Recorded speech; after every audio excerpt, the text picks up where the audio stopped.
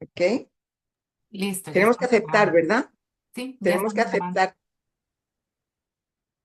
tenemos que aceptar todas para empezar a grabar. Ok, bueno, pues en este momento estamos conectadas 21 personas a esta actividad, que es la segunda que hace SFEMINA en celebración de sus 50 años. Y antes que nada, muchísimas gracias a las personas que estamos en este momento conectadas. Agradezco de antemano a las que se van a conectar y a las que podrán ver esta actividad que la estamos grabando para poderla mantener en un canal de YouTube de SFEMINA que en los próximos días estaremos habilitando con todas las actividades que vamos a hacer, la pasada también, las entrevistas que se nos han hecho, algunas entrevistas que se nos han hecho, en fin, todo lo que tiene lo concerniente a los 50 años de SFEMINA lo vamos a ir poniendo ahí para que las personas que no puedan asistir puedan, puedan verlo retrospectivamente. De nuevo, muchísimas gracias.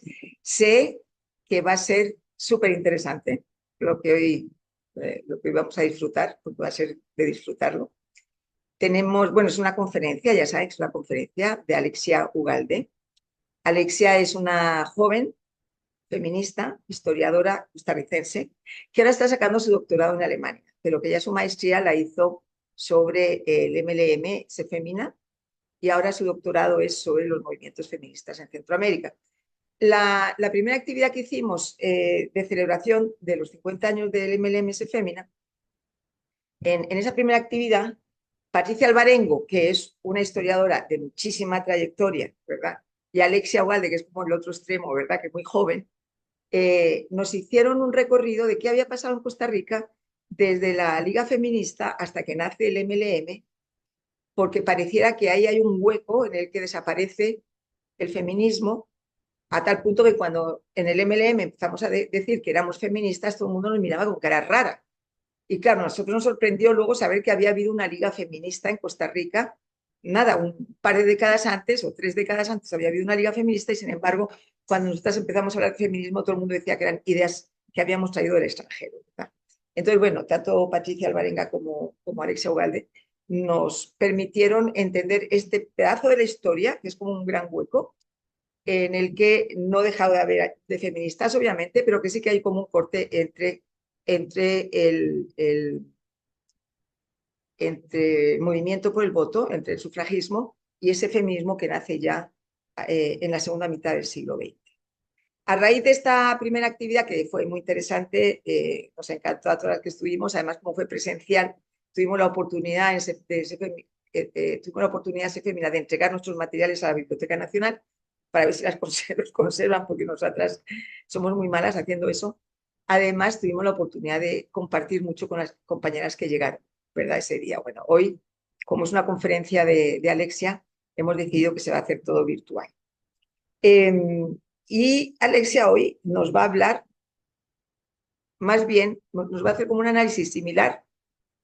La idea es que nos haga un análisis similar al que hizo en relación a Costa Rica y el MLM, pero a nivel de Centroamérica, ¿verdad? Ella tiene su propia concepción de qué pasa con el feminismo, si es que desaparece, si es que resurge, si es que, etcétera, etcétera. Se lo iremos decir a ella. Eh, y va a ser una conferencia de ella exclusivamente. Va a tardar unos 40 minutos, alrededor de 40 minutos en hacer su exposición y luego abrimos el micrófono a todas las personas que quieran comentar, preguntar, intervenir. ¿Ok? Como ya somos 23 participantes, esperemos que haya buen tiempo para que los que quieran participar participen.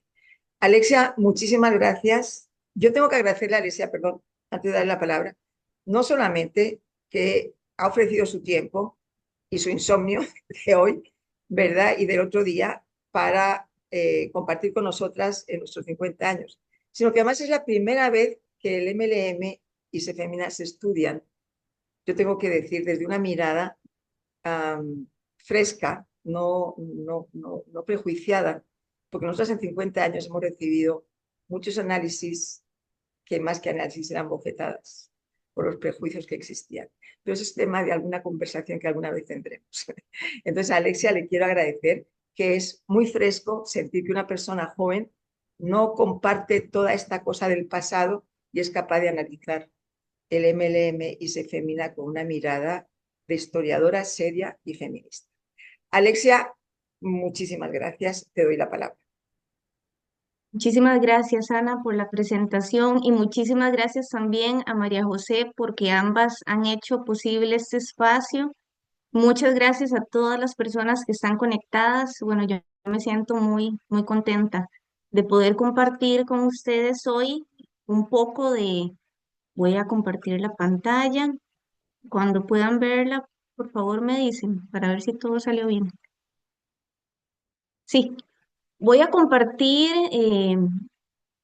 un pequeño fragmento de una investigación más grande que estoy realizando, que es, bueno, mi investigación de estudios de doctorado sobre el resurgimiento del feminismo en Centroamérica, pero hoy voy a hablar, digamos, de una primera etapa, que es a lo que le estoy llamando feminismo socialista, y vamos a ver por qué. Nos ubicamos entonces en las décadas de 1970 y 1980. Vamos a ver. Ajá. Y bueno, empezar por qué se entiende por este concepto de feminismo socialista. A mí me gusta citar a esta historiadora inglesa, Sheila Rowbotham, en este texto que ya es fundamental, se llama Mujeres, Resistencia y Revolución, donde ella se propone darle seguimiento a una idea que ella la describe así, una idea muy sencilla, pero con la que hemos perdido contacto, que la liberación de la mujer necesita de la liberación de todos los seres humanos. Con este concepto de feminismo socialista, entonces ella inicia toda una em, corriente de estudio sobre el feminismo socialista y todo su desarrollo durante el siglo XX. Por supuesto, sin saber que en la década de los 70 también el feminismo socialista iba a tener una serie de manifestaciones en la región centroamericana, que por lo general es un área descuidada dentro de estos análisis de perspectiva global, ¿verdad? Otra forma de definir el feminismo socialista puede ser esta: el esfuerzo por articular dos proyectos políticos que son emancipadores, que buscan una transformación profunda de la sociedad y las relaciones como las conocemos hasta ahora, que son el feminismo y el socialismo. Y hay una serie de exponentes bastante conocidos dentro de esta corriente de pensamiento. Por ejemplo, Flora Tristán es una franco-peruana, autodidacta, que escribe un texto que se llama La Unión Obrera y se considera pionero en el análisis de la desigualdad de las mujeres.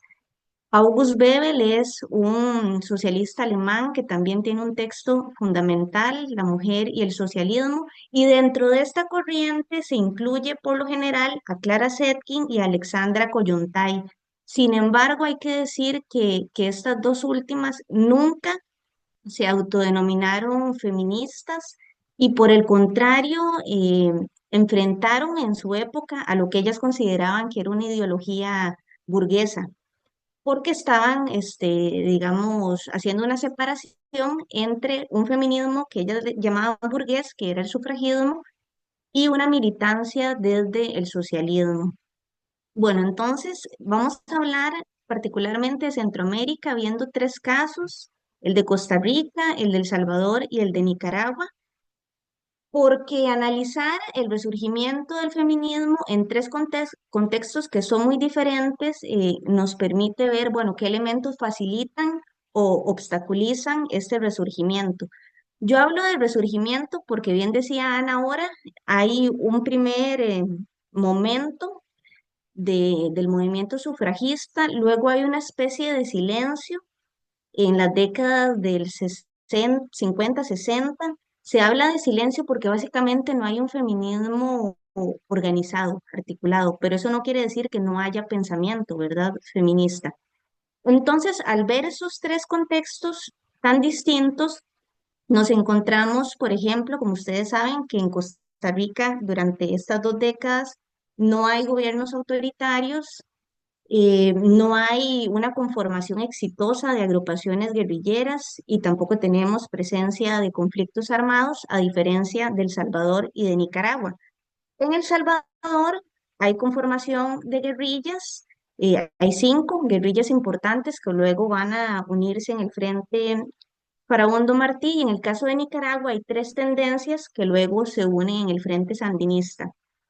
Nos encontramos entonces en un contexto de mucha efervescencia social, de el surgimiento de lo que se conoce como los nuevos movimientos sociales, donde hay todo un crecimiento del sindicalismo, la aparición de movimientos estudiantiles y también los movimientos de mujeres de izquierda, agrupaciones vinculadas a partidos políticos de izquierda.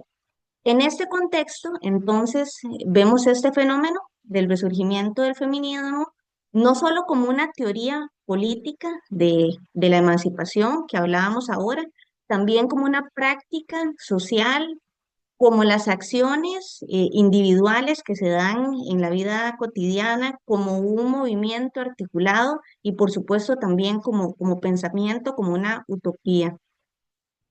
Voy a hablar de 2 etapas. La primera es un antecedente indispensable para entender el resurgimiento del feminismo, o lo que yo estoy llamando feminismo socialista. Esta primera etapa es el movimiento de mujeres. Utilizando 3 ejemplos para cada país, la Alianza de Mujeres Costarricenses, que se crea en el 52, que tiene un vínculo con el Partido Vanguardia Popular, la Fraternidad de Mujeres Salvadoreñas, que tiene un vínculo con el Partido Comunista de El Salvador, fundada en el 57, y en Nicaragua el caso es el de la Asociación de Mujeres ante la Problemática Nacional, AMPRONAC, que tiene un vínculo con el Frente Sandinista. A grandes rasgos, estas 3 agrupaciones permiten identificar algunas características en común. Las 3 hablan de que son agrupaciones amplias y esto es una especie de estrategia para atraer a mujeres de distintos sectores, mujeres profesionales, no solamente mujeres vinculadas a la militancia en partidos políticos de izquierda. Es una forma también, digamos, de no hacer evidente su vínculo con el partido en un contexto, pues, de represión, ¿verdad? Y de persecución política, pero en realidad sí existe ese vínculo. Las agrupaciones de mujeres que acabo de mencionar no surgieron por iniciativa de las propias mujeres, surgen por una estrategia de los partidos políticos que lo que buscan básicamente es atraer a las mujeres, movilizarlas en las luchas generales, que estas agrupaciones de mujeres se conviertan en movimientos de masas, que es la estrategia que tienen estas agrupaciones en ese momento, y esos movimientos de masas a la vez van a ser el brazo popular del partido y la forma de enfrentar a los gobiernos autoritarios y bueno, y después de sostener una lucha revolucionaria. Si hacemos un balance muy breve de estas 3 agrupaciones, podríamos decir que tienen una relación de profunda dependencia con el partido porque nacen del partido. Por eso algunos y algunas autoras hablan de que son el ala femenina, dicen que son un destacamento más de los partidos. Y es, bueno, una relación de dependencia que además está marcada por una definición de las prioridades establecida de forma vertical. O sea, viene desde arriba, viene desde la dirigencia del partido y esas prioridades por lo general no consideran en absoluto las necesidades o las demandas específicas de las mujeres. Es decir, las agrupaciones de mujeres están en función de sostener las luchas populares, las luchas generales y las luchas sectoriales, pero no para reivindicar sus propias necesidades. Por otro lado, estos movimientos de mujeres fueron fundamentales para transformar toda una cultura dentro del ámbito político. Las mujeres salen del espacio del hogar, se incorporan a las luchas generales o populares, empiezan a construir o acumular una experiencia organizativa fundamental para la segunda etapa de la que vamos a hablar, del feminismo socialista, y además es el inicio de de empezar a percibirse como una colectividad. Y esto es muy importante. Si no hubiera habido antes movimiento de mujeres, como lo estamos viendo, a pesar de las limitaciones, difícilmente se hubieran creado las condiciones para el surgimiento del feminismo posteriormente. Y estos movimientos, como se ve en este afiche, tuvieron un rol fundamental también en la defensa de los derechos humanos, en la denuncia de presos políticos, de crímenes de lesa humanidad, como se ve en este afiche de Ampronac. Bueno, volviendo ahora eh, al segundo momento o a la segunda etapa, que es la que nos interesa, el feminismo socialista, podríamos también decir que es tratar de rastrear las estrategias que las agrupaciones de mujeres van a diseñar para conciliar un doble compromiso. Por un lado, con la agrupación partidaria o política y por otro lado, con la agrupación de mujeres o la agrupación feminista. Y lo que yo he ido identificando con mi investigación es que de los tres ejemplos que voy a poner, uno para cada país, cada agrupación construyó su propia estrategia para conciliar ese doble compromiso. En el caso de Costa Rica, con el Movimiento para la Liberación de la Mujer, que se funda en el 75, ellas utilizan la figura de la doble militancia. Es un concepto que se utilizaba en la época y que denota que las mujeres participan o tienen compromisos ideológicos con un partido y también con el feminismo. En el caso de El Salvador, de AMES, yo identifico que construyen una estrategia conceptual a la que llaman feminismo revolucionario. Y ahorita vamos a hablar un poco más de eso. Y en el caso de Nicaragua, ellas optan por no llamarse feministas, sino que mantienen el calificativo de movimiento amplio de mujeres. Y ahorita vamos a ver la complejidad del caso de Nicaragua. Hay que decir que es un contexto bastante complicado para el feminismo y especialmente para este feminismo tan particular que intenta acercarse o acercar las ideas feministas a los movimientos revolucionarios. ¿Por qué es complicado? Porque se encuentran en medio de un dilema. Por un lado están las feministas de Estados Unidos, de los países europeos, del norte global, que ellas, desde una visión eurocéntrica, van a definir cuáles son los asuntos prioritarios del movimiento feminista. Y por lo general estos asuntos tienen que ver con derechos sexuales, derechos reproductivos, con el tema de la violencia, la discriminación formal. Y por otro lado están las mujeres con una trayectoria más histórica dentro de las agrupaciones de izquierda tradicionales en una línea discursiva de estas intelectuales socialistas del siglo XIX, como Clara Zetkin, y ellas ven con recelo al feminismo porque piensan que es un movimiento, además de pequeño burgués, consideran que es divisionista del movimiento revolucionario. Entonces, estas estrategias que están construyendo las tres agrupaciones de las que voy a hablar es un intento por conciliar ese conflicto que está latente en la época. Comenzando por el caso costarricense, el MLM, el Movimiento para la Liberación de la Mujer, su surgimiento se da en un contexto de muchas transformaciones en Costa Rica. Costa Rica había pasado por un periodo de posguerra después del 48, donde hay mucha persecución al comunismo, al sindicalismo, y a partir de los 70 hay una especie, digamos, de mayor tolerancia. Hay un incremento del sindicalismo, esto lo ha estudiado, este, se me va el nombre, Marielos Aguilar, ha estudiado cómo se incrementa el sindicalismo en este periodo.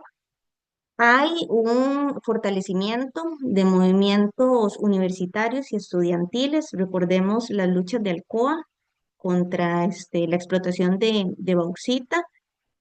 También hay todo un desarrollo de lo que Ignacio Dobles y Vilma Leandro han llamado la segunda ola del marxismo en Costa Rica, En este contexto es donde está surgiendo la primera agrupación trotskista de Costa Rica, que es la OST. ¿Qué tiene que ver esta agrupación con el MLM? Las fundadoras de esta primera agrupación trotskista son también fundadoras de la primera agrupación feminista de Costa Rica de la segunda mitad del siglo XX. Alejandra Calderón, la hija del expresidente Calderón Guardia, Ana Carcedo, que nos acompaña hoy, y Marta Trejos son las protagonistas de este capítulo del feminismo en Costa Rica. Tanto Alejandra Calderón como Marta Trejos habían coincidido no solo en la secundaria, en el mismo colegio, sino también en un viaje a estudiar al extranjero, a Bélgica y en la Universidad Libre de Bruselas, es donde por primera vez ellas pues escuchan clases con uno de los intelectuales más reconocidos, un economista marxista, Ernest Mandel, que es de quien escuchan por primera vez sobre el trotskismo. Él era, bueno, conocido por participar en la resistencia contra la ocupación nazi en Bélgica y también, bueno, fue perseguido no solo por los nazis, sino también por eh, gobiernos democráticos que luego le prohíben el ingreso a Alemania. En este contexto, entonces, ellas empiezan a participar de círculos de estudio marxistas que están integrados por latinoamericanos y ahí es donde nace la idea de viajar a Costa Rica porque consideran que tiene las condiciones idóneas para divulgar el pensamiento trotskista, que en Costa Rica es absolutamente desconocido para ese momento. Em, Llegan a Costa Rica, es una agrupación pequeña de unas 7, 8 personas y empiezan a desarrollar un activismo en diferentes ámbitos. En el ámbito universitario, porque algunas de ellas están dentro de la universidad, enfrentando a los militantes de los partidos tradicionales de corte soviético que hay en Costa Rica, trabajando en los barrios populares principalmente en el sur de la capital, pero también, por ejemplo, es conocida la lucha que tuvieron en el barrio Limoncito, en la provincia de Limón, y la lucha por el acceso a la vivienda. También posicionando los debates sobre temas que son considerados tabú o del ámbito privado, como el aborto, como los derechos sexuales y reproductivos, la anticoncepción y además otro ámbito de acción es la construcción de un partido político que va a participar en las elecciones del 78. En estas elecciones, Alejandra Calderón y Marta Trejos van a ser candidatas a diputadas. Luego de las elecciones del 78, en el 79, lamentablemente Alejandra Calderón sufre un accidente, un atropello, y ella fallece después de 3 días de estar internada en el hospital. Es un golpe profundamente eh, conmovedor para el partido, devastador, y va a generar toda una reflexión, ¿verdad?, al interno de la agrupación, que finalmente va a llevar en su segundo Congreso Nacional en 1981 a tomar la decisión de que la agrupación ya cumplió con su objetivo y deciden que desaparezca. Esta transformación que se da en la OST también tiene un impacto dentro de la agrupación del MLM, que decide, además de por su contacto con las mujeres de los sectores populares, que les hace entender la realidad de otra forma, deciden también transformarse y de ahí es de donde surge ese Fémina en 1981. Pero a mí me parece que sería muy importante que ustedes puedan conocer cómo era el discurso que ellas construyen y este intento por conectar la lucha feminista con la lucha por la transformación social. Y voy a leer un par de citas Aquí también hay una fotografía muy bonita de una manifestación en el contexto de la lucha por vivienda.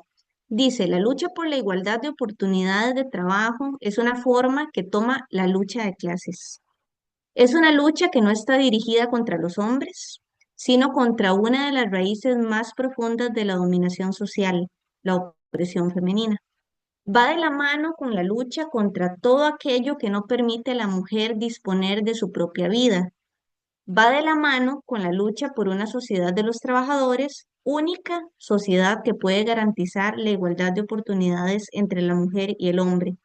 Es una cita de un artículo del periódico Qué Hacer, que era el órgano de difusión que tenía la OST y donde también publica el MLM, y es de octubre del 77. Y esta otra cita dice, el opresor de la mujer es el capitalismo, su rol oprimido en la familia es un pilar fundamental para el sostenimiento de la sociedad capitalista. Es del 78.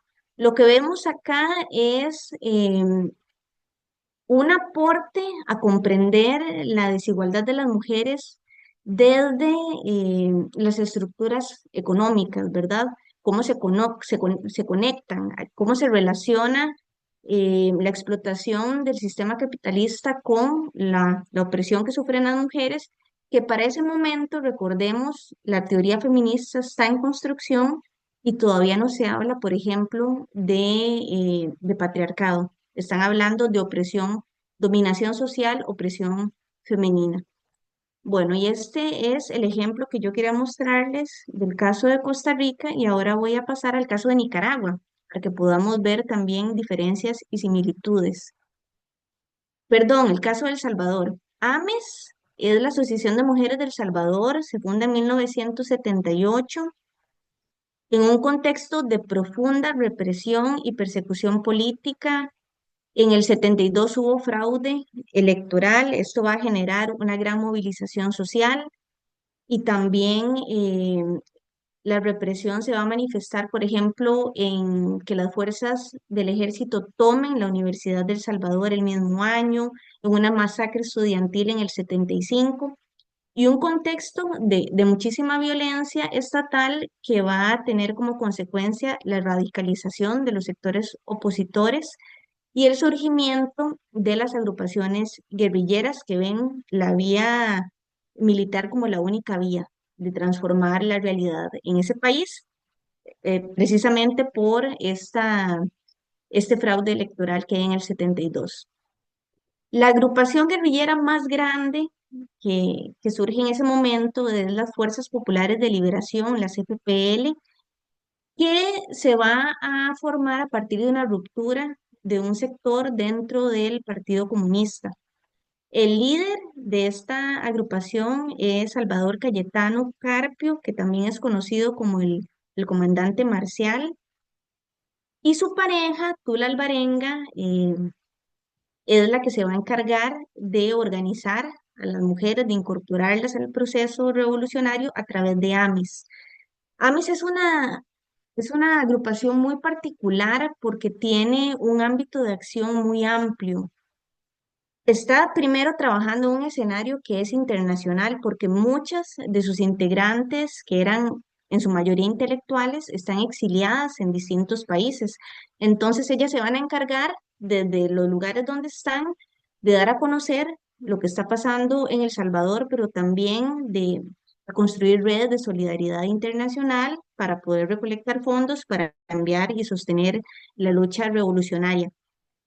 A nivel internacional, AMES tiene un capítulo en la ciudad de Managua, en San José, Costa Rica, en la Ciudad de México, en Estados Unidos, en la ciudad de San Francisco, en Brooklyn, en Chicago, en Montreal, en Canadá, en París. Es decir, tiene un margen de acción muy grande, tiene AMES. Además, también tiene activismo dentro del territorio salvadoreño, en los lugares que ya tienen control militar, la guerrilla, o conocidos como los territorios liberados. Y además, en el caso de Honduras, de Nicaragua y de Costa Rica, trabajan en los campos de personas salvadoreñas refugiadas. Es decir, ahí hay agrupaciones de AMES funcionando. Ames hizo un gran esfuerzo también por articular un discurso feminista que ellas llamaron feminismo revolucionario dentro de un contexto que era hostil del feminismo por, por liderazgos masculinos que controlaban las agrupaciones y el movimiento revolucionario. Ames va a sufrir también una fractura en el 83 cuando hay unos acontecimientos trágicos dentro del FPL. En abril del 83, Tula Alvarenga, la fundadora de AMES, el conocido como el comandante Marcial, su pareja, está en Nicaragua y también está exiliada la segunda al mando de esta guerrilla, que era Mélida Anaya Montes, conocida como la comandante Ana María. Ellos tres están exiliados en Nicaragua. Estamos hablando ya de una Nicaragua después del triunfo de la Revolución Sandinista. Ellos estaban ahí desde el 80 y en el 83 eh, ingresan a la casa donde está Mélida Naya Montes y ella es asesinada. Y días después, en medio de, bueno, toda una controversia y de acusaciones de que fue el comandante Marcial quien la asesina, él decide quitarse la vida, él se suicida unos días después y en cuestión de días esta agrupación, la guerrilla más grande de El Salvador, se queda sin sus dos principales figuras. Todas las mujeres que estaban cercanas a Tula Alvarenga son apartadas de, de las FPL, totalmente excluidas y quedan al margen del proceso revolucionario. Y durante unos años AMES sigue funcionando con otra estructura, pero después en el 85-86 desaparece. Yo también quería que ustedes, bueno, acá está el logo de AMES, que lo hizo un pintor salvadoreño que se llama Camilo Minero, y es muy interesante porque refleja distintos sectores. Primero hay una madre cargando un niño en brazos, hay una mujer trabajadora o obrera campesina y una mujer profesional. Y la de abajo es la fundadora, es Tula Alvarenga. También para que podamos ver cómo era el discurso que ellas construyeron sobre este concepto del feminismo revolucionario, decían que era, pensamos que la característica del feminismo revolucionario es que éste se encuentra dentro de un proyecto de transformación total de la sociedad. Y esta otra cita me parece muchísimo más interesante porque están hablando de esas pensadoras del siglo XIX, de esas intelectuales como Clara Zetkin, como Alexandra Kollontai, pero deciden romper con la interpretación que ellas hacen de, digamos, el camino para la liberación de las mujeres. Y dice así esta cita. Aunque estas pensadoras reconocían que la subordinación de las mujeres antecedía al capitalismo, pensaban que la abolición de ese sistema social liberaría a las mujeres de la dependencia económica al hombre y consecuentemente de su subordinación. Nosotras, y aquí se separan de esa visión, pensamos que para lograr nuestra emancipación total, tal cambio es una condición necesaria, pero no suficiente. Es indispensable también transformemos las superestructuras ideológicas que perpetúan las relaciones hombre-mujer basadas en la ecuación dominación-sujeción. Y esta cita es muy interesante además porque da cuenta de las conexiones que había entre las agrupaciones. Es un fragmento de una ponencia de una representante de AMES en el primer seminario, perdón, latinoamericano de investigación sobre la mujer que se organiza por la Escuela de Trabajo Social en la Universidad de Costa Rica. Es uno de los primeros espacios dedicados específicamente a la investigación en lo que se consideraba en la época la condición de la mujer. Y hay una fotografía acá de AMES de una manifestación en Estados Unidos. Ahora voy a hablar del tercer y último caso, que es el de Nicaragua, de AMLAE. AMLAE también tiene un vínculo con un partido, con el Frente Sandinista, estaba integrado por mujeres que creen en ese proyecto, ¿verdad? Revolucionario. Y la intención de la agrupación, igual que AMES, es atraer a más mujeres. Eh, con el triunfo de la revolución sandinista se crean una serie de expectativas, tanto por parte de las agrupaciones de izquierda en la región centroamericana, que empiezan a ver en el caso nicaragüense un modelo, un posible modelo a seguir.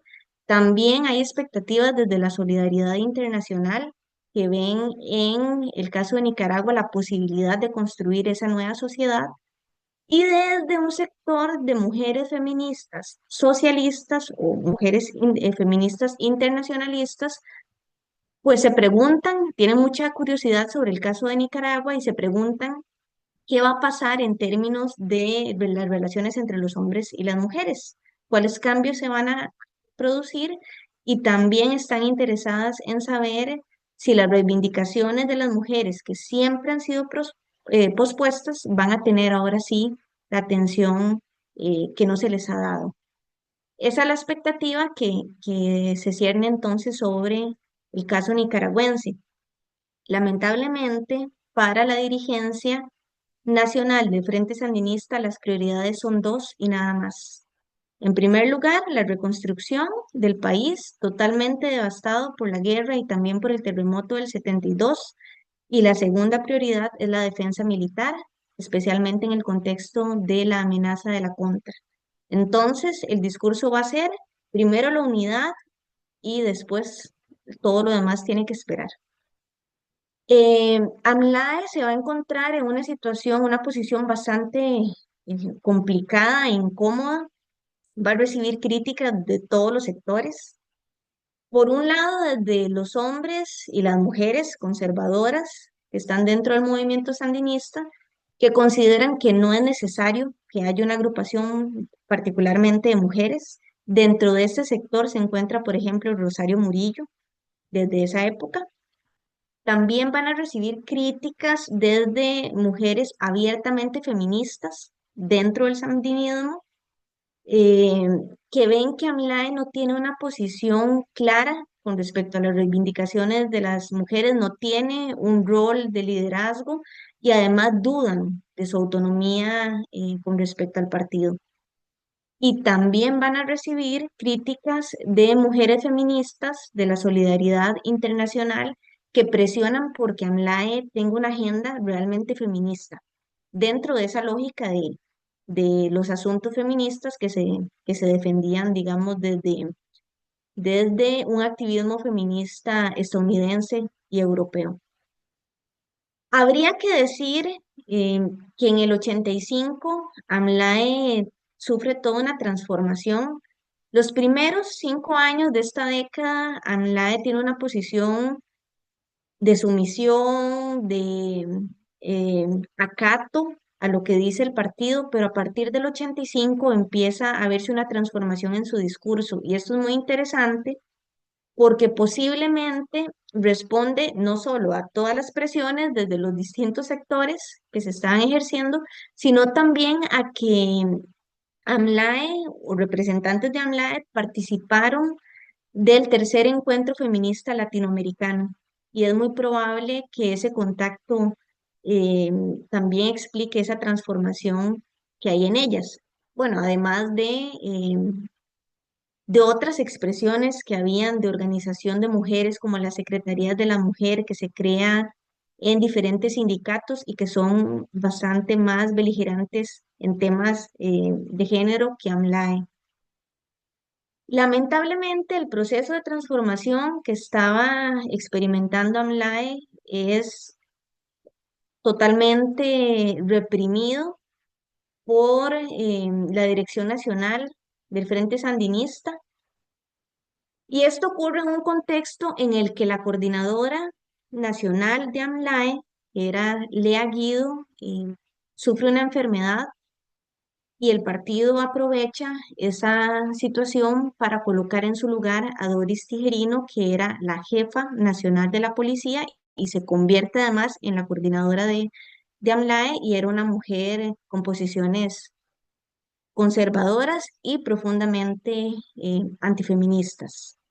Entonces, así acaba ese intento de AMLAE de democratización y bueno, una situación muy lamentable. Yo quería mostrarles cómo AMLAE desarrolla una estrategia de educación popular que utiliza este recurso, la caricatura, y así posiciona ideas y argumentos que son propios y clásicos del feminismo socialista, como la doble jornada, por ejemplo.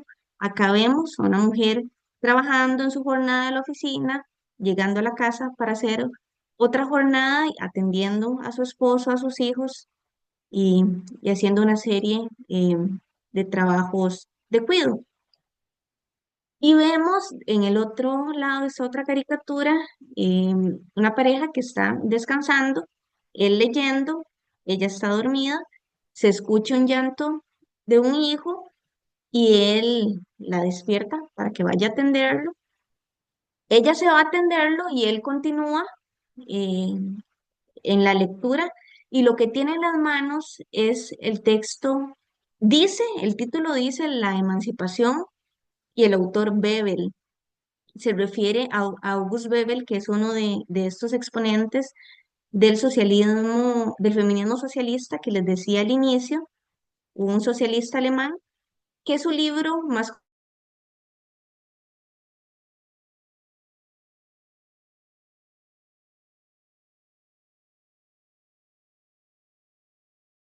moral de los sandinistas, de los hombres sandinistas. Ambas están publicadas en la revista Somos, que es una publicación de AMLAE.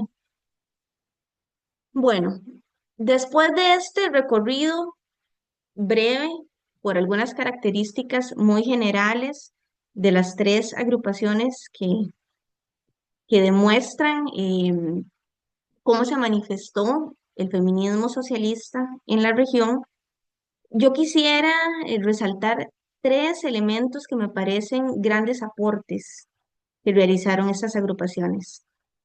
El primero es que dentro de esa discusión y esa disputa que había entre cuáles eran los asuntos feministas y cuáles eran los asuntos que tenían que atender las mujeres socialistas, los asuntos de clase, estas feministas socialistas deciden rechazar esa falsa división y no renuncian a ninguno de los campos de acción. Y van a tener reivindicaciones en ambos, tanto feministas como de clase. Esa es una gran particularidad de estas agrupaciones.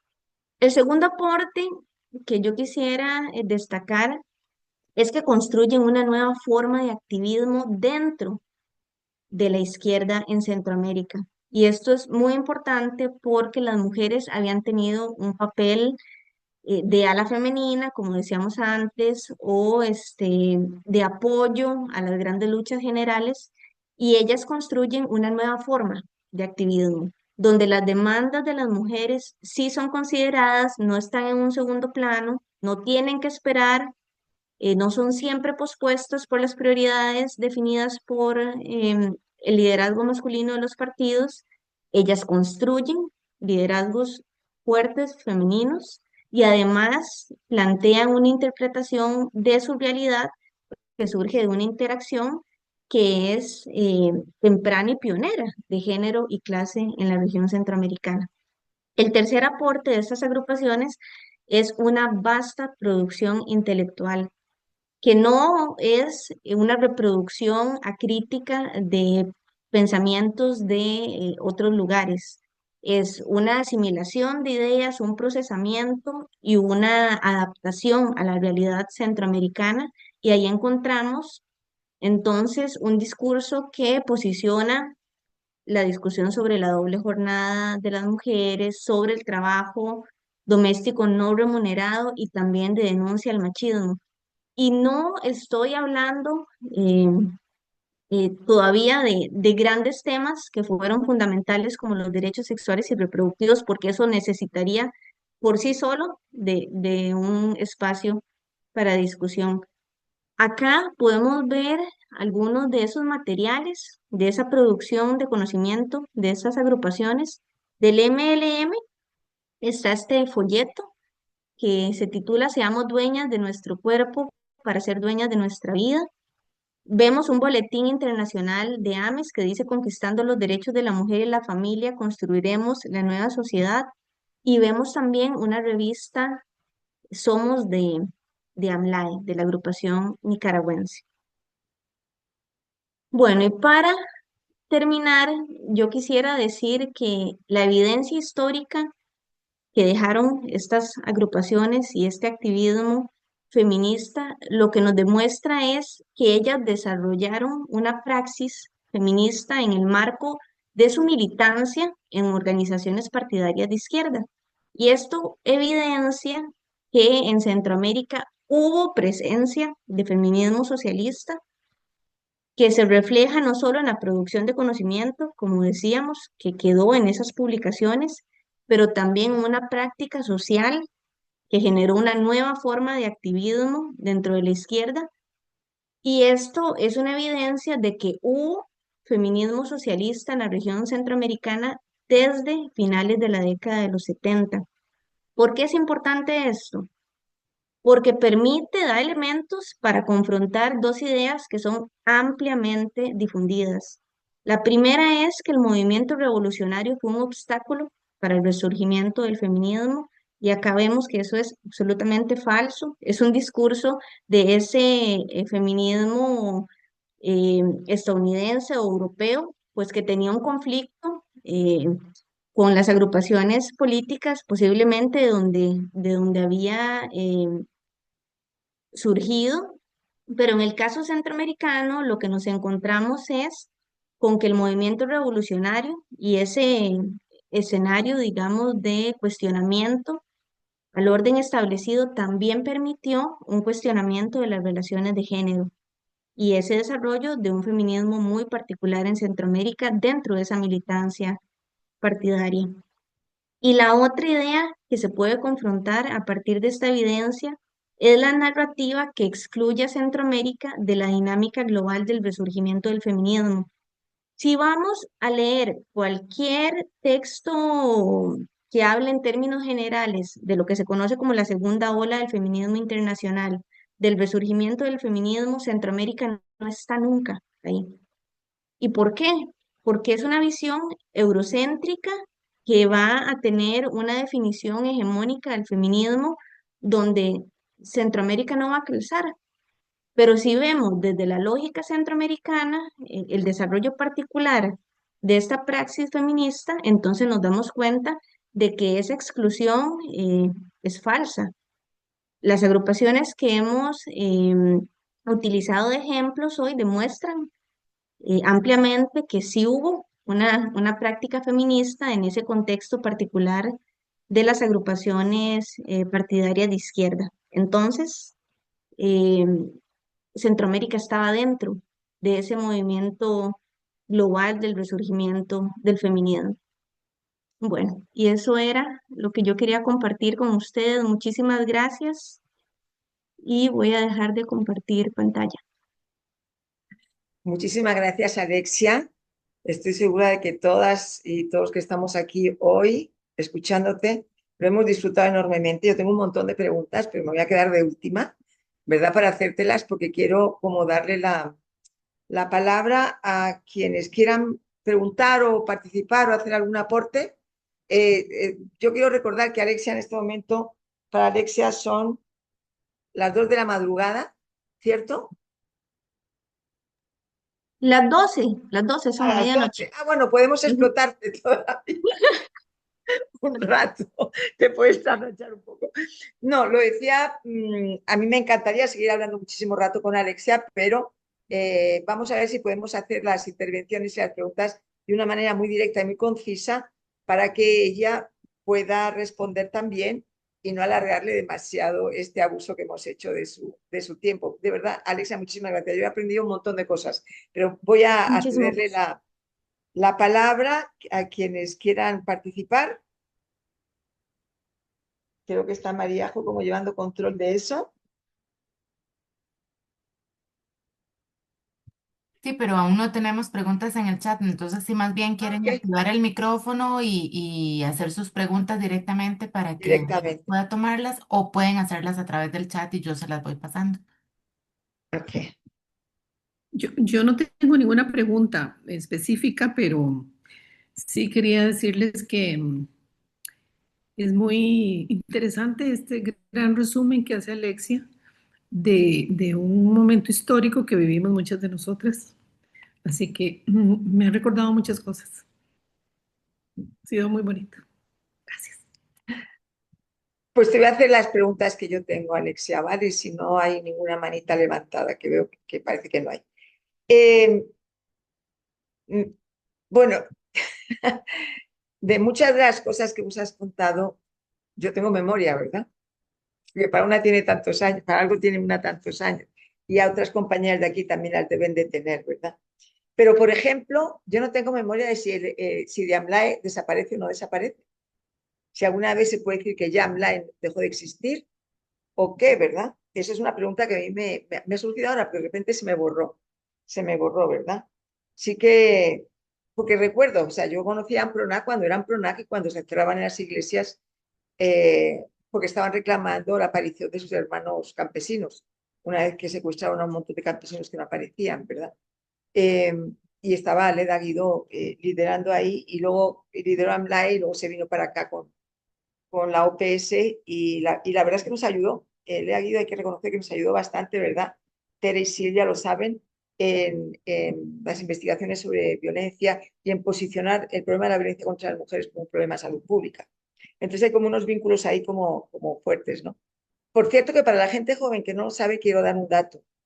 El día que Somoza se fue de Nicaragua, en este país, en este país, los carros en las carreteras pararon, pitaron de felicidad.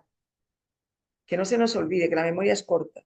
Este país fue profundamente solidario con Nicaragua, al punto de que todo el mundo se dio cuenta cuando Somoza se fue del país, porque este país estalló en pitidos, en aplausos y en gritería, y no de los nicaragüenses que estaban aquí, de los ticos que estábamos esperando que Somoza cayera de una vez, ¿verdad?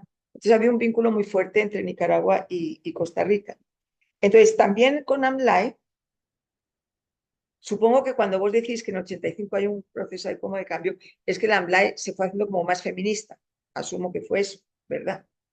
Pero también me llamó la atención una cosa que dijiste, que AMLAE fue cuestionado, por supuesto, por la gente que no quería ni mencionar los derechos de las mujeres en Nicaragua, pero también por feministas dentro del Frente Sandinista de Liberación Nacional, que no recuerdo, con perdón, mi memoria es floja, pero no recuerdo ninguna feminista dentro del Frente Sandinista de Liberación Nacional en esta época.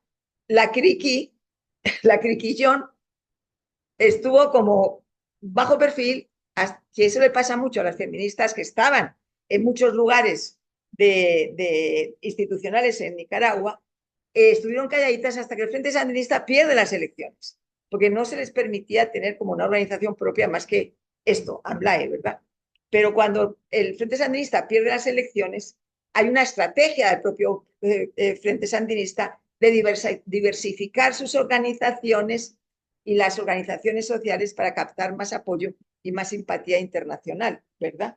Y ahí es donde empiezan a surgir las organizaciones que se declaran abiertamente feministas. Pero dentro del Frente Sandinista, solo recuerdo la Kiriki, que creo que estaba en el sindicato de Agricultura, del Ministerio de Agricultura. La O algo así. ATC, sí. Ujú, ¿Verdad que ujú. sí? La ATC. Sí, Pero fuera de sí, la, de sí, la sí. Kiriki, que tampoco podía hacerlo público, ni podía hacerlo porque además tenía un rollo personal con riesgos altos para su, no su vida, no su integridad física, pero sí para su calidad de vida, ¿verdad? Sí, sí. Ujú, Entonces, esa parte me parece como curiosa, ¿verdad? Me ujú, parece muy curiosa. Y me parece súper interesante, en efecto, las conclusiones que sacas, ¿verdad? Las conclusiones que, o sea, es que es una mirada totalmente nueva y eso siempre es ujú. de agradecer. Pero además, en el caso tuyo es como muy certera y muy aguda. Eh, que en efecto, aunque habláramos de doble militancia en Europa y acá, tenía características diferentes y terminamos de manera diferente, ¿verdad? Las feministas muchas feministas, incluso en algunos países de América Latina, cuando se formaron dentro de los partidos, como soy otros que habrá que decir, estalinistas, que es lo que me corresponde decir, ¿verdad? Feministas que se formaron como feministas estando dentro siendo además militantes de los partidos comunistas, estalinistas, ahí tuvieron que hacer una ruptura, ¿verdad? Y yo creo que tenía que ver más con este carácter tan duro y tan cerrado que tenían los partidos estalinistas, porque más que con otras agrupaciones políticas, y que a lo mejor eso también es una clave de por qué en Centroamérica no se produce esa ruptura y lo que hacemos es una especie de, no sé si simbiosis entre el feminismo y la izquierda, porque nunca dejamos de ser feministas ni de izquierda, y los partidos de izquierda estuvieron penetrados por el feminismo y algunos se declararon feministas y se estuvieron declarando feministas, ¿no? Entonces, me parece que eso es una cosa también como muy interesante y que a lo mejor tiene que ver más con el carácter de ciertos partidos que eran hegemónicos, por otra parte. Claro. En América Latina eran hegemónicos hasta que llega la revolución cubana y descoloca totalmente el tablero de la hegemonía soviética y de la hegemonía de los partidos con referencia soviética, ¿verdad? Creo que hay este quiebre es el que quizá también habría que tomar en cuenta para explicar por qué acá no se producen esas rupturas de al carajo con el partido, me voy con la feminista. Está más o menos lo que se hacía en Europa. Bueno, dejo ahí esas preguntas. Sí, muchísimas gracias, Ana. Muy interesantes todas. El caso de AMLAE es muy particular. AMLAE era la agrupación de mujeres oficial del sandinismo, pero AMLAE no era para nada homogénea. Dentro de AMLAE había mujeres que eran feministas, pero no se decían feministas todavía abiertamente. Mm. Pero además había un círculo de intelectuales muy particulares, donde estaban Sofía Montenegro, Gioconda Belli, todas, digamos, figuras muy reconocidas, Ileana Rodríguez, tal vez un poco menos, eh, María Teresa Lourdes, Milú Vargas, todas ellas eran mujeres profesionales que habían tenido experiencias de estudiar afuera, que regresan a involucrarse en el proceso revolucionario, que son feministas y que le hacen la vida imposible al partido. Pero digamos, con estrategias que no son visibles fuera, porque el discurso para afuera es el de la unidad. Entonces, había que mantener la imagen hacia afuera de unidad, pero ellas hicieron un esfuerzo importante de enrumbar el proceso hacia modos más amigables, digamos, con las reivindicaciones de las mujeres y no lo lograron nunca. Hasta el gran fracaso, que esto lo dice muy claro Margaret Randall, que conoció de primera mano el proceso, y ella dice, el fracaso de las elecciones del 90 fue no haber querido ponerle atención a la agenda feminista. Punto. Em, Estas mujeres, además de estas mujeres intelectuales nicaragüenses, había un círculo de mujeres feministas internacionalistas que hacían un esfuerzo, pero tampoco podía ser muy visible porque seguían siendo extranjeras, desde la visión, digamos, de las élites del sandinismo. Entonces, Ana Crequillón, Clara Murialday, eh, Ana Quirós, también, Ana. sí. Jenny Gómez, española. eh, bueno, y hasta dentro de ellas, todas vinculadas a la ATC, a este sindicato de trabajadores del campo, también María Teresa Blandón, nicaragüense, pero vinculada a estas feministas internacionalistas, ellas decidieron que no podían transformar a AMLAE y básicamente crearon secretarías de la mujer en todos los sindicatos que pudieron. Era otra expresión del feminismo, pero digamos no explícita, porque el discurso predominante era que el feminismo generaba división, ¿verdad?, en el movimiento revolucionario. Entonces, AMLA es muy particular porque no es homogéneo. Tienen mujeres más cercanas al feminismo y mujeres muy conservadoras dentro. Hay una disputa dentro de esa agrupación. Lo que decís de el impacto de la Revolución Cubana es fundamental, absolutamente fundamental, porque crea toda una experiencia de agrupaciones que también son llamadas, ¿verdad? Las nuevas, eh, como la nueva izquierda, eh, que tiene posiciones distintas a los partidos tradicionales comunistas de corte soviético, ¿verdad? De línea estalinista. Y esto definitivamente tuvo que haber sido un factor que motivó posiciones distintas de mayor apertura a posiciones feministas en esos contextos de militancia, definitivamente. Gracias, Alexia. Mirta Kennedy, ¿verdad? Está ahí como medio de incógnito. Y tenés un comentario. ¿Lo querés hacer? Porque Alexia no creo que esté viendo los comentarios en el chat. Ah, yo puedo ver, voy a ver. Ajá, dice, me quedé pensando que esa experiencia del feminismo socialista centroamericano y las feministas asumieron la doble militancia. A la larga, los partidos de izquierda revolucionarios terminaron siendo sí un obstáculo para el feminismo socialista. Eso es, esa es otra discusión, pero es cierto. Nunca superaron el patriarcalismo estructural ni entendieron la proyección revolucionaria del feminismo socialista para el cambio social revolucionario. Sí, es un comentario muy acertado. Yo les decía al inicio que esta era una primera etapa del resurgimiento del feminismo. Una segunda etapa es la conformación de agrupaciones autónomas. Efectivamente, algunas mujeres tuvieron que romper con los partidos porque no iban a crecer nunca en esos contextos. Es el caso, por ejemplo, de la Alianza Mujeres Costarricenses. Se sabe que rompieron con el partido, me parece que como en el 85 o algo así. Más tarde. Eh, ajá. Pero Romper sí, esta es otra cuando ya etapa, cae el ¿verdad? muro.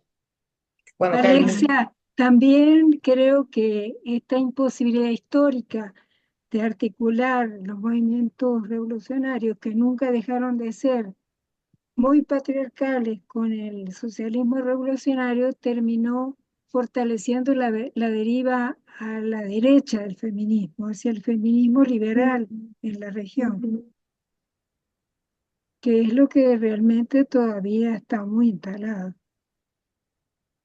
Sí, una interpretación muy interesante y yo creo que habría que explorar por ahí, ¿verdad? En esa línea. ¿Qué eh, de ese desencanto con las agrupaciones de izquierda pudo generar esa deriva, sí? Porque en esta época no hay expresiones de feminismo, digamos, de derecha, no existen, 70s, 80s no existen. Existió, como habíamos dicho antes, en el sufragismo, esas estuvieron vinculadas con la dictadura de los Tinoco, pero en esta época no, habría que ver más adelante qué pasa.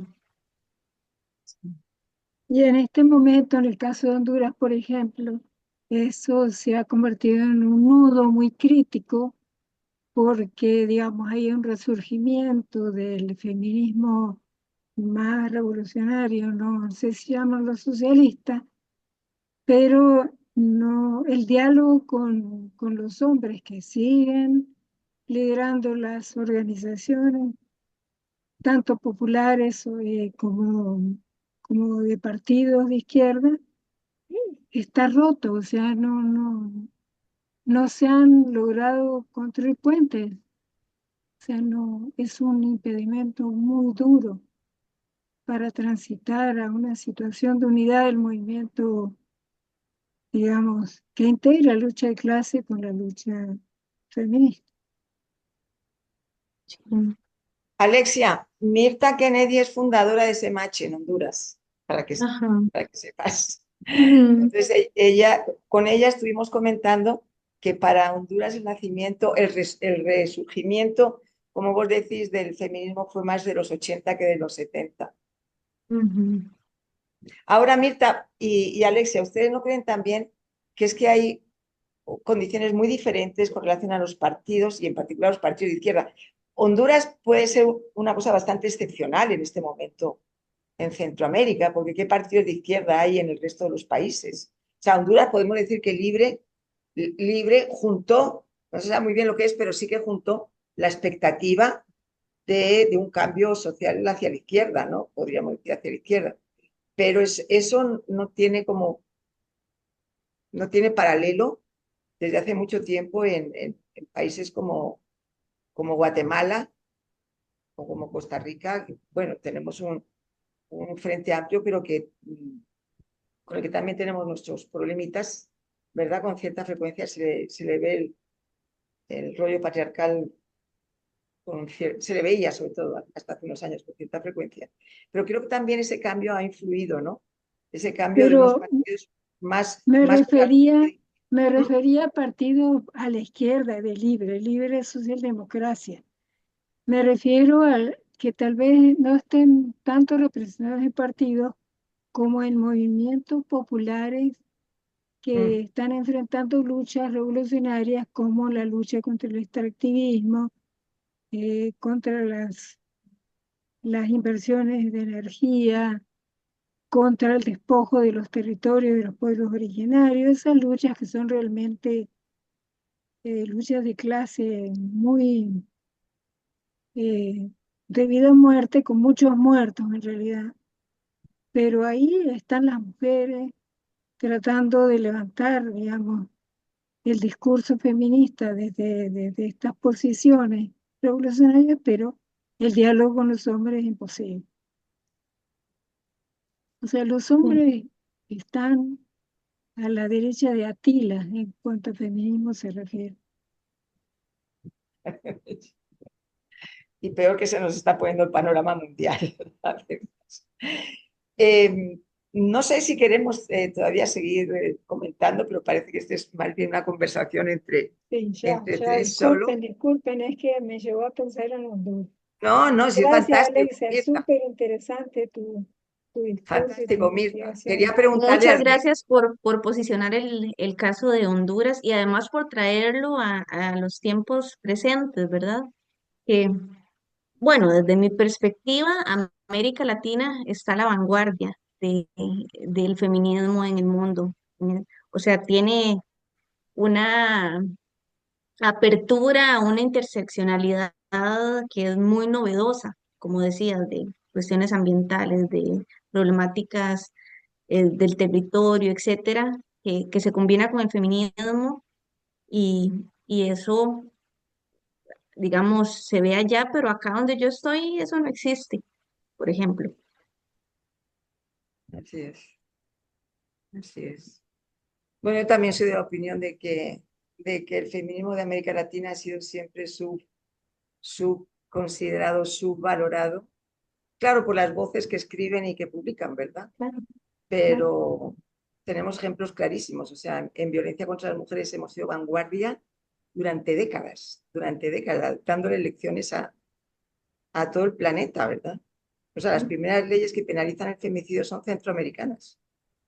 Son centroamericanas, la primera es la de Costa Rica. Y eso no es por casualidad, ¿verdad? Eso tiene detrás un movimiento feminista importante, que además este que ha conseguido estas cosas nunca ha sido de derecha, ¿verdad? Bueno, pero hay tantas cosas. Yo aprecio muchísimo, Alexia, tu, tu enfoque a estas dos décadas, 70 y 80, porque tratar de abarcar todo el feminismo centroamericano a lo largo de todo el periodo de los 70 es, o sea, será, podemos ir, podemos ir si vos te apuntás, podemos seguir haciendo. Pero es muy impresionante, además, ver la cantidad de cambios que ha habido en todo, o sea, en nuestras sociedades, en las condiciones políticas, en las condiciones mundiales y en los feminismos, ¿verdad? Es muy impresionante echar la mirada atrás, como vos nos has obligado hoy a hacer, y darnos cuenta de que era, con todo lo complejo que era en ese momento, era hasta cierto punto como simple. De alguna manera era simple el feminismo y el intento de no perder el vínculo con la lucha social o mantenerlo, a pesar de que quienes dirigían la lucha social algunas veces no estaban muy contentos con que estuviéramos ahí diciendo lo que pensábamos y haciendo lo que queríamos, ¿verdad? Pero es muy interesante ver lo que ha cambiado. Claro, son muchos años, ¿verdad? Hay que decir, bueno, son 50 años. Para nosotras, que lo hemos vivido, son 50 años. Pero es muy impresionante cómo se ha complejizado todo y sobre todo cómo se ha internacionalizado todo y cómo de repente aquí estamos cruzándonos. O sea, yo recuerdo cuando en Honduras, por cierto, ahora que hablaba Mirta, estábamos con las compañeras jóvenes, ¿te acuerdas, Mirta, en tu casa? Y las compañeras contestando en el teléfono las acusaciones que les hacían los compañeros de alguna lucha social de que ellas eran feminazis. ¿Sabes? Perdón, o sea, estamos con dirigentes de movimientos muy importantes en Honduras que se están jugando la vida, que se ha jugado la vida a Berta Cáceres y le llaman a las feministas feminazis. ¿De dónde ha salido esto? Bueno, porque está más allá de nuestras fronteras incluso, ¿verdad? Eso me parece que es un factor que ahora es de muchísimo peso, ¿verdad? Bueno, y podríamos seguir mucho. Una última oportunidad para otras compañeras o compañeros que quieran preguntar, intervenir, comentar, o vamos cerrando. Creo que no hay más comentarios, ¿verdad, María? No, no tenemos más. Ok. Ok. Entonces, bueno, solo nos queda, bueno, hay un anuncio. Dice Alexia que viene en septiembre, ¿cierto? Bueno, entonces Así cuando es, venga así es. Alexia, cierto, ¿verdad? Cuando venga Alexia, vamos a convocar a una juerga bautizada con buen alcohol para celebrar y para además ya sacarle todo el jugo posible, si es que podemos, ¿verdad? A su presencia acá. Vamos a celebrarlo por todo lo alto que nos encontramos físicamente con Alexia. Muchísimas gracias, Excelente. Alexia. Muchísimas gracias por una... Muchas gracias a todas las personas que se quedaron hasta el final, que estuvieron compartiendo este rato con nosotras. Y muchas gracias a Ana y a María José, enormemente agradecida.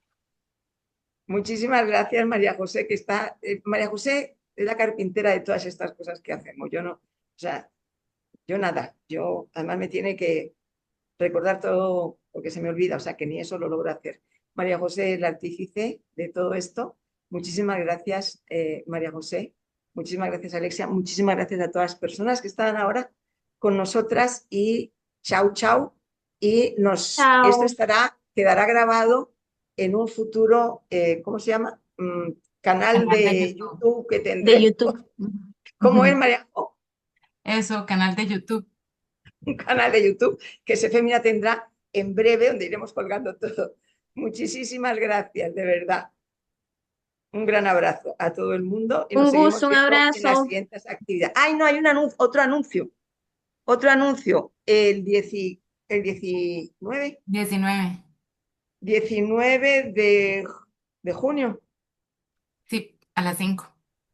19 de junio a las 5 en algún lugar de la UCR tenemos la siguiente actividad, que es sobre la participación de las mujeres, y sobre todo de las mujeres de Sefemina, en la lucha por vivienda en Costa Rica, y que vamos a contar con la participación de Rosendo Pujol, que fue de la OST y que ha sido ministro curiosamente, eso es muy divertido, ha sido ministro de Vivienda y conoce mucho qué pasa con el problema de vivienda, qué ha pasado en Costa Rica, qué pasaba en la época de la lucha, qué pasa en la actualidad.